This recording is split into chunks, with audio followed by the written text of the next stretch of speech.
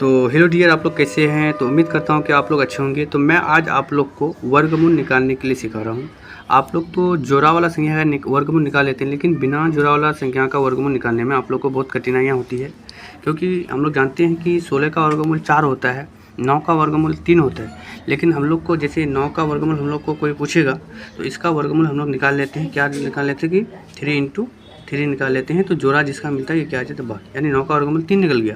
इसी प्रकार हम लोग को 16 का वर्गमूल निकालने बोलेगा तो इसका भी वर्गमूल हम लोग कितना जान लेंगे, 4 होता है। लेकिन हम लोग को वही कोई पूछ दिया कि चलो 5 का वर्गमूल निकाल के आप दिखाइए, यानी 5 का वर्गमूल। अगर 5 का वर्गमूल आपको कोई पूछ दिया तो हम लोग क्या हो जाते हैं, घबरा जाते हैं कि 5 का वर्गमूल आखिर कैसे निकाले।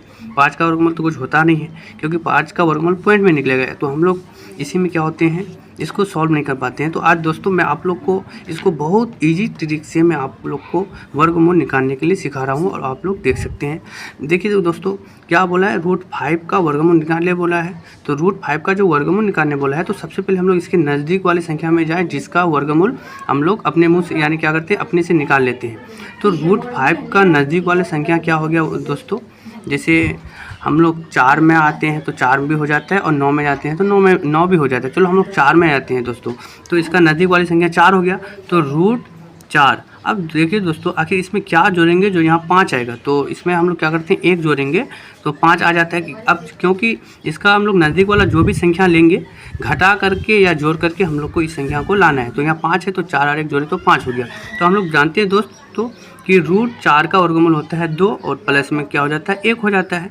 अब क्या करेंगे, जब ये हो गया तो हम लोग क्या करेंगे, ये वाली संख्या के 2 गुना से इसको भाग करना है, यानी ये वाली संख्या के इसको 2 गुना से भाग करना है। तो इसको सेम करेंगे, उतार देंगे, और प्लस में है 1 तो 1 लिखिए। इसका 2 गुनी कितना हो जाएगा दोस्तों, 4 हो जाएगा। 2 दूनी 4 हो गया। अब ये बटे वाला जोड़ के रूप में आ गया, इसके नीचे कुछ नहीं तो 1 मान लिए। 1 और 4 का एलसीएम हो गया 4, 1 भागा 4 करेंगे तो 4 आ जाएगा, और 4 गुना 2 किए तो आ गया 8, और प्लस है तो प्लस 4 भागा 4 किए तो 1 आया, 1 गुना 1 किए तो 1 आ गया। तो ये क्या आ गया, 8 और 1 9, 9 बटे कितना आ गया, 4 आ गया। अब फिर हम लोग क्या करेंगे, इसको पॉइंट में निकालेंगे। तो 4 भागा जब 9 करते हैं तो 4 दूनी 8। अब आप लोग कहीं रफ कॉपी में कर लीजिएगा, हम यहीं आप लोग को समझाने के लिए इसी कॉपी में करते हैं।